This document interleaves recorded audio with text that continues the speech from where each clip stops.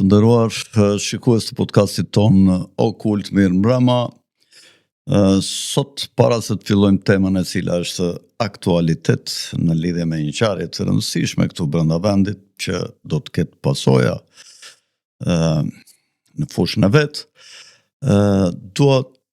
t'i kujtoj edhe një herë ndjekësit rastësor të kanalit ton që t'i bëjnë subscribe kanalit. Jemi rritur tashmë, i kemi shkuar në 13.000, sigurisht synojmë që së shpejti të shkojmë 20.000. Këtu gjenden gjëra që në kanalet e tjera pothuajse nuk përmenden ose thuhen rrallë ose anashkalohen. Gjithashtu kërkoj të falenderoj sponsorat e emisionit tonë, të cilët ndihmojnë me aktivitetin e tyre dhe që vazhdimisht do të dalin në përshirita gjatë emisionit, të cilët shërbejnë në fushat të ndryshme të prodhimit apo në sektorët e shërbimit dhe mjafton një klik i emrit të tyre në Google për të gjetur kontaktin me ta. Mirë, fillojmë temat të cilën ne kemi zgjedhur, është ligji i barazisë gjinore që ka kohë që po përflitet në vend dhe që kërkon të futet. Nëpërmjet këtij ligji, qeveria të iniciuar nga Ministria e Shëndetësisë, qeveria përpiqet të justifikohet duke thënë se po plotëson disa standarde për të hyrë në Bashkimin Evropian. Ndërkohë dihet që jo vetëm në Shqipëri, po dhe në vende të tjera ka pasur grupe të djathta të qendrës, por dhe të ekstremit të djathtë, të cilët luftojnë aprovimin e ligjeve promovuese, jo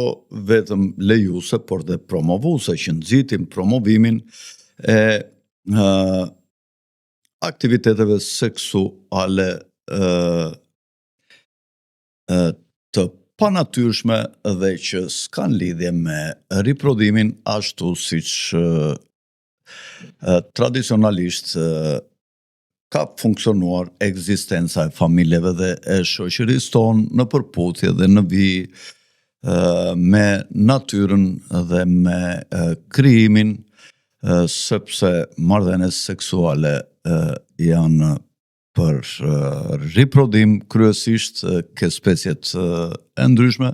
ndërsa tek njerëzit janë edhe për kënaqësi.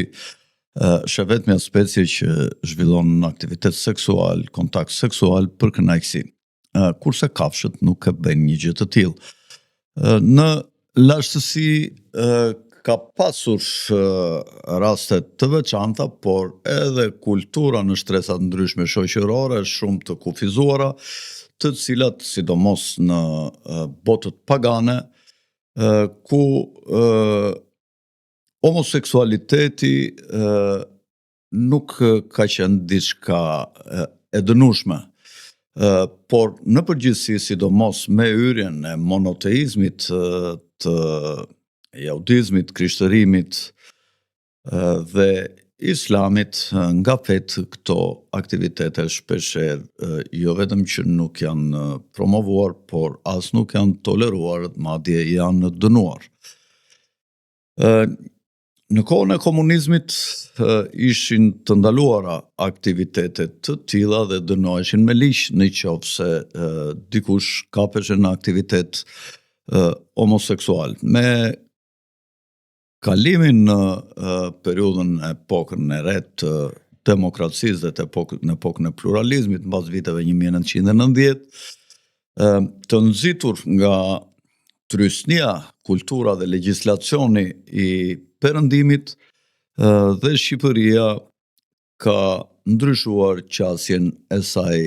ligjore dhe kulturore në këtë drejtim. Në Evropën e krishterë, këtë lloj përparësie për të ndaluar dënimin ose trajtimin si një sëmundje, siç e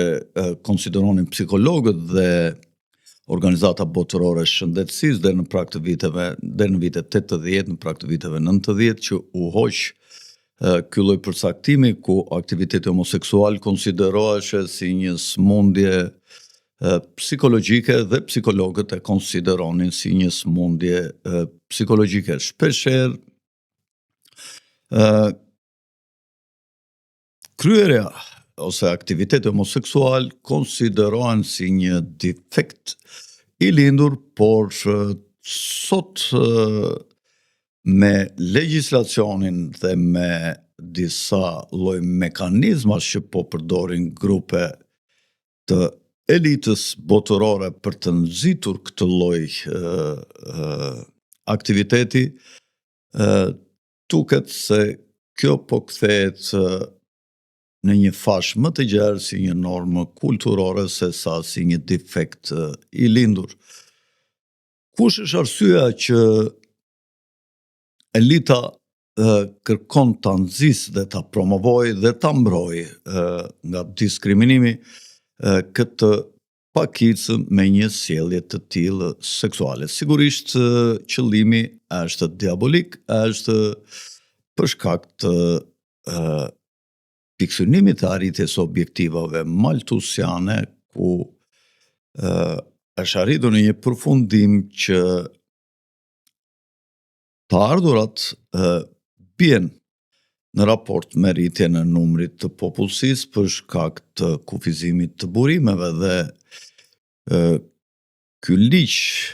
i cili e sjell shoqërinë në një gjendje të ulët mjerane ekonomike dhe shoqërore sipas ideve maltusiane, duhet korrigjuar me depopullim që të vendosen ekuilibrat dhe balancat, dhe ekuilibrimi vendoset me mënyra të ndryshme, siç është lufta, uria dhe midis të tjerave është edhe nxitja, promovimi dhe mbrojtja dhe nxitja e kulturës homoseksuale, për shkak se ajo përqindje e ajo fashë homoseksualësh e cila në përgjithësi nuk le trashëgimtar mbas ikjes së brezit përkatës, në atë përqindje që ata janë, aq shoqëria jep ndikim në brezin tjetër të ardhshëm në mos rritjen e numrit të popullsisë, pra jep kontribut në rënien e popullsisë, dhe në qoftë se në perëndim pretendohet se ka vende që homoseksualët arrijnë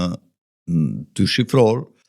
12 deri 18 ose 19%, këto mund të jenë dhe shifra të egzageruara me qëllim nga këto kartelet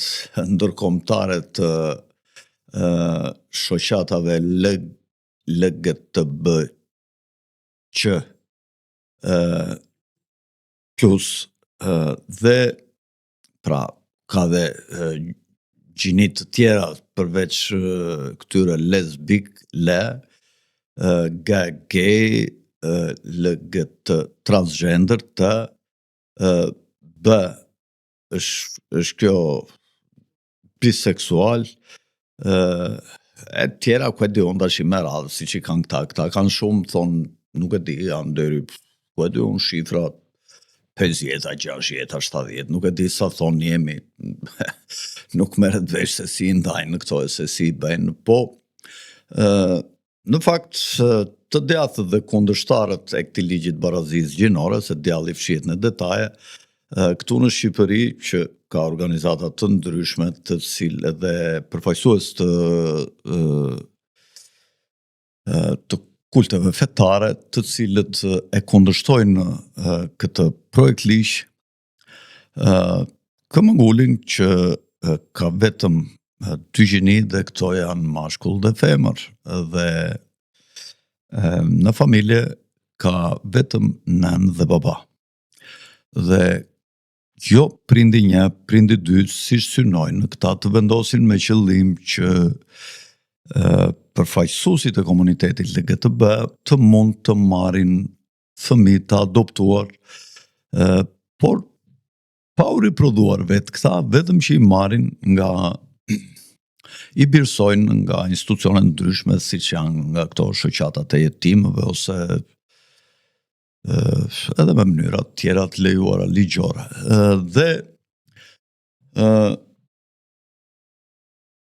në presionin dhe trysnin e këtyre faktorëve kundërshtues të këtij projekt ligji, i cili me gjasa mund të kaloj sot në darkë vonë, në një numër të madh çështjes që do diskutonte sot kuvendi, e fundit është vendosur dhe kjo me qëllim që të kaloj gjatë mesnatës nga droja se mos krijojnë dhe përplasje me organizatat e ndryshme që kundërshtojnë këtë projekt ligj. Kush është qëllimi i fshehtë i këtij projekt ligji? Sigurisht është i shumëfisht në disa plane. Ajo synon të godas shtyllën e kurrizit të shoqërisë që është familja, kërkon të nxitë deklarimin e fëmijëve në ndikimin e këtyre organizatave të LGTB-s, të cilat janë shumë aktive dhe favorizohen në mënyrë të fshehtë nga Ministria e Arsimit, nga Bashkitë e Qyteteve, nga Ministria e Shëndetësisë, të cilët shkojnë gjoja në emër që të mbrojnë shtresat, mos lejohet diskriminimi atyre që duan të deklarohen me një gjini brenda kësaj shoqatës e LGTB-s shqiptare, dhe nëpërmjet psikologëve ose njerëzve të tjerë që këta i futin në strukturat e arsimit me mbështetjen e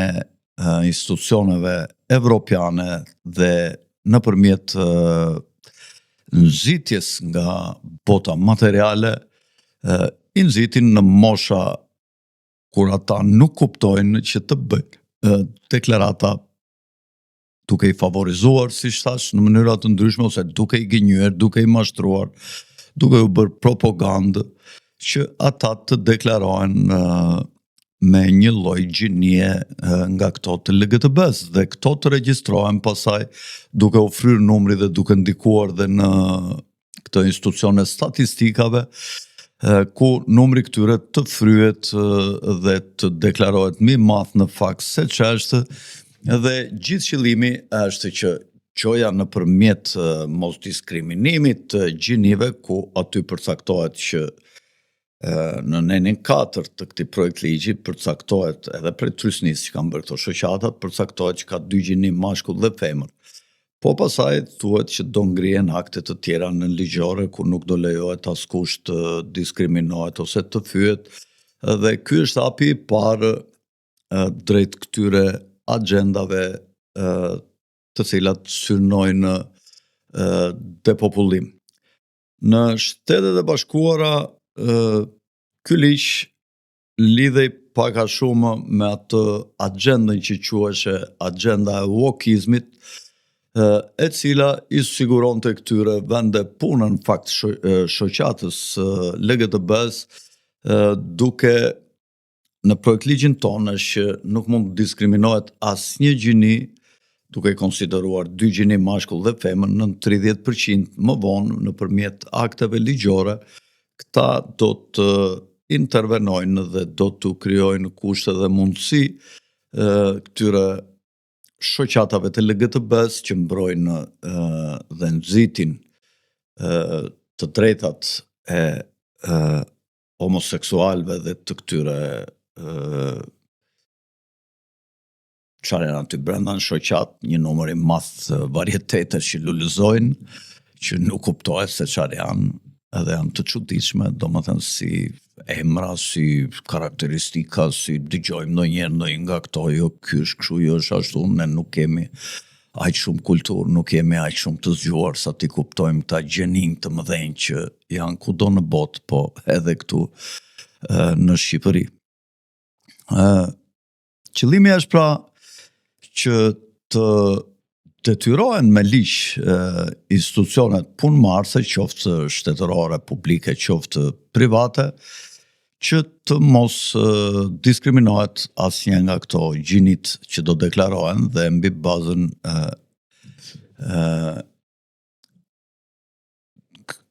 ky punësimi pra do bëhet mbi bazën e statistikave që do jap Instituti Statistikave, ku sigurisht pasaj do t'ju kërkohet që për këto fasha të deklaruara në atë statistikave t'ju lihet një kuote caktuar që do vendoset me akte nënligjore, t'ju lihet shoqatës së këtyre që është kjo e LGTB-ve, ku institucionet private dhe publike për punësuarit që kanë duhet të lejmë vende bosh për këtë organizat, e cila pasaj mbi bazën e profesioneve që do kërkoj punëmarrësi do t'i dërgoj disa antar të vetë të regjistruar në organizatë për të punësuar dhe që nuk ka të drejtë të largoj punëmarrësi nga punën dhe në qoftë se ka ndonjë pretendim për nivel jo cilësor të punës prej tij, ose dhe në qoftë se e heq duhet ta zvendësoj prapë me shokun e vet aty në këtë shoqatën e LGTB-s. Kjo quhet agenda e wokizmit, të cilin Trumpi e shkeli me këmbë në kohën që ishin këta mostrat e leftistëve në shtëpinë e bardhë me Sleeper Bidenin, me të fjeturin Biden atje në krye dhe me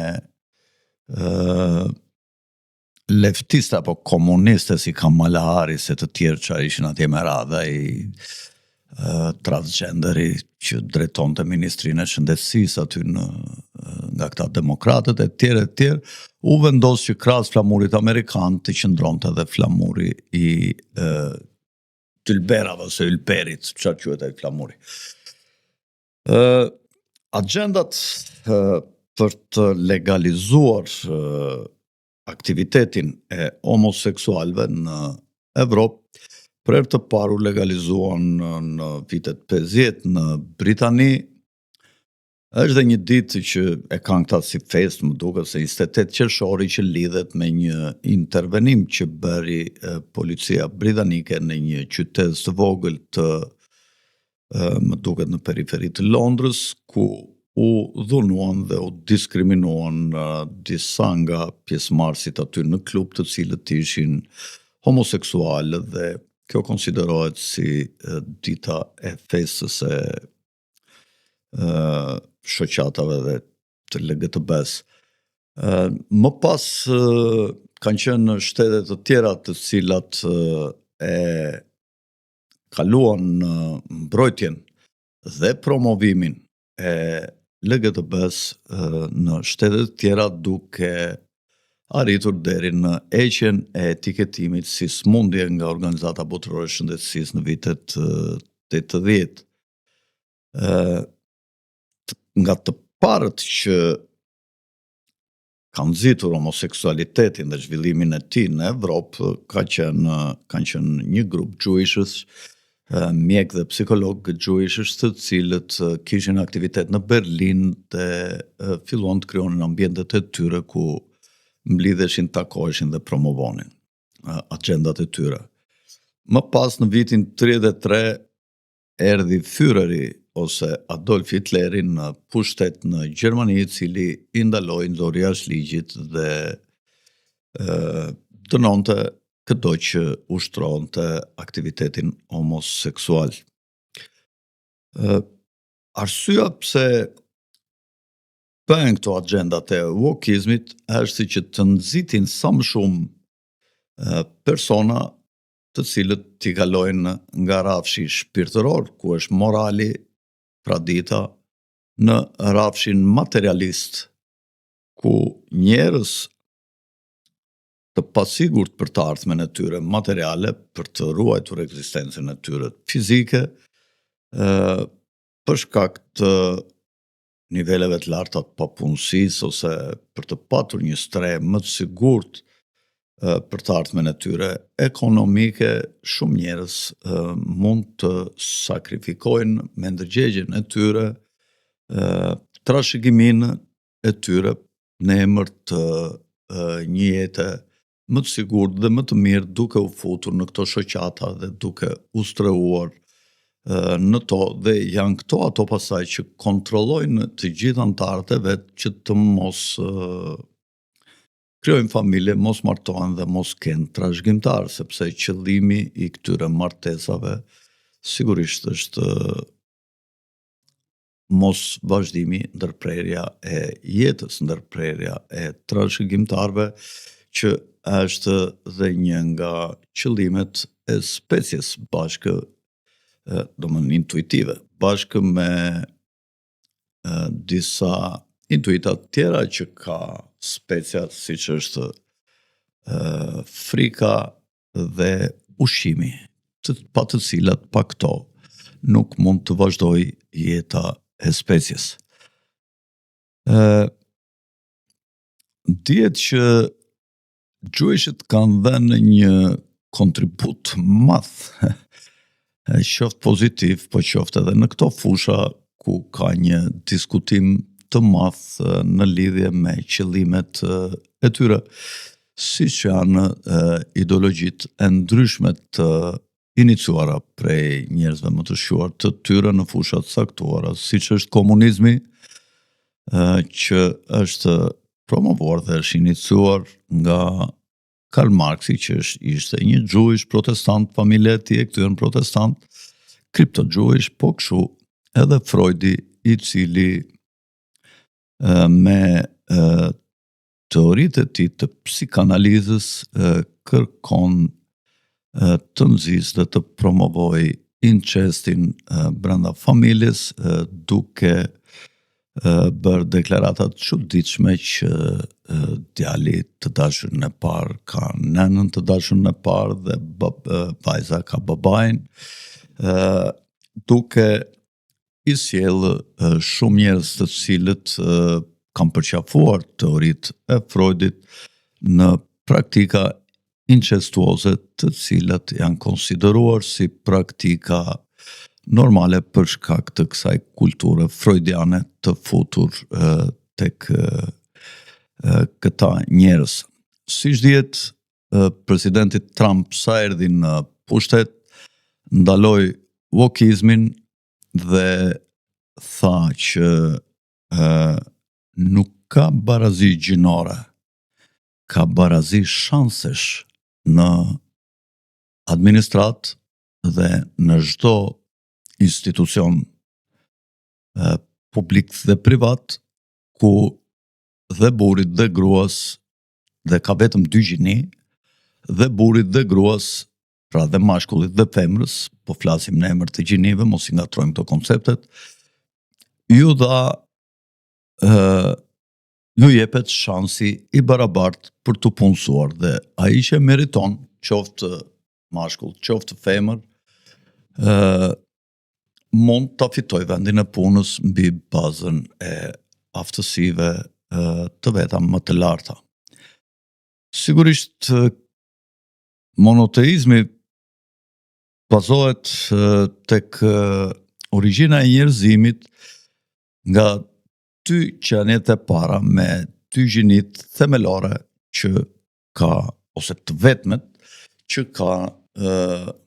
humani, dhe janë Eva dhe Adami, nga kontakti seksualit të cilëve u krijuan pasardhësit e njerëzimit dhe nuk ka gjini tjetër. Dihet që përveç kësaj, të djathtët dhe të majtët ndahen edhe në çështjet e abortit me njëri tjetrin, ku të majtët janë dakord që të lejohet aborti, sepse ekzistenca e abortit ul numrin e lindjeve, ndërsa të djathtët, të cilët janë anti-maltusian, në ndryshim nga të majtët që janë maltusian, të djathtët thonë që burimet janë të pashtershme, nuk mund të vritet një qenie pafajshme, siç është fëmia në barkun e nënës, nëpërmjet abortit, dhe shoqëria dhe ligjet kanë detyrim ta mbrojnë atë nga shfarosja. Pra, ka një grup konceptesh dhe një grup këndvështrimesh të ndryshme në lidhje me këto çështje. Shoqatat e ndryshme dhe përfaqësuesit Klerikalistë të Shqipërisë u mblodhen sot para dite dhe mbajtën fjalime kundër kalimit të këtij ligji të barazisë gjinore, i cili fshesh shumë rreziqe për të ardhmen, për t'u hapur derën promovimit dhe favorizimit të homoseksualëve dhe antarëve të tjerë të shoqatës LGTB-s, dhe u vendos përsëri që tashi në orën 7:30 të mblidheshin përsëri, me qenë se projekt ligji është lënë të kalohet natën vonë. Duhet thënë që opozita dhe kryetari i saj Sali Berisha, të cilët në fakt në ndrysninë e Bashkimit Evropian gjatë kohës që kanë qeverisur vendin, kanë favorizuar dhe kanë lejuar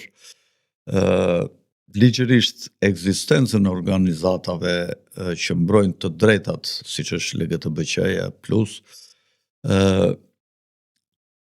dhe tashi hapin tjetër më radikal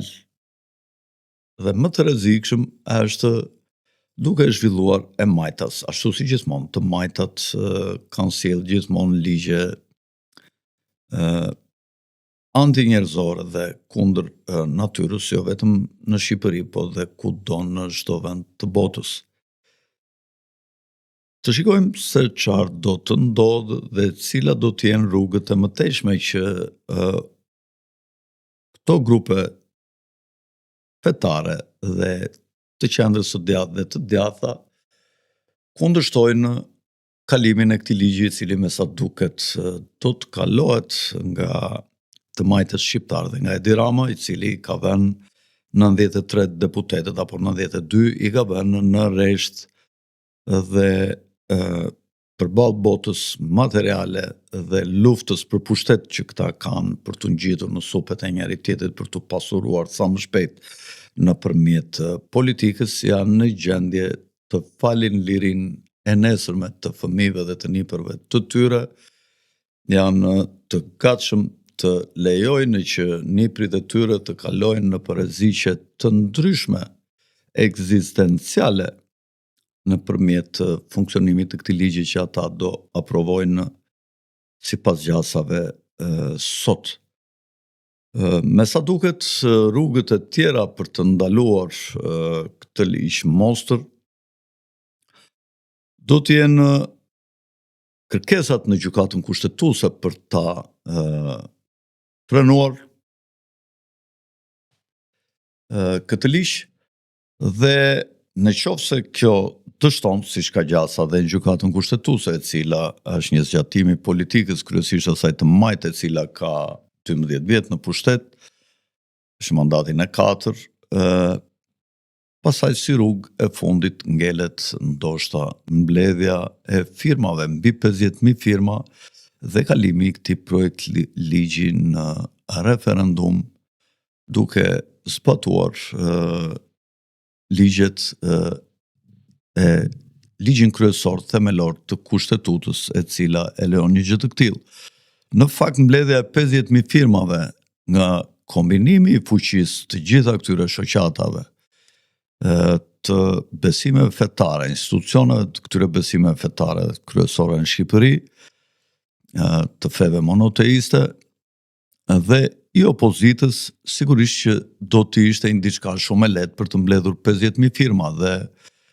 lufta dhe debati mediatik që mund të zhvillohej në një rast të tillë do të ndërgjegjësonte sadopak edhe elektoratin e majtë, i cili deri tash duket që është dominant në këto 4 palëzjedhjet e fundit, pavarësisht nga manipulimet, por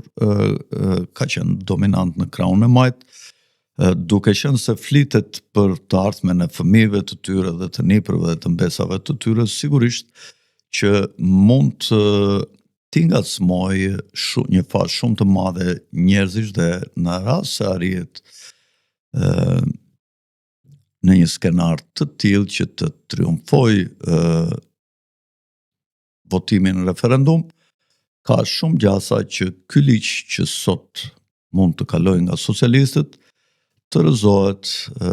dhe të mos funksionoj. Edhe njerë duke ju kujtuar t'i bëni subscribe kanalit ton, nga unë Alfred Sako, natën e mirë dhe miru pafshim. Tung tung.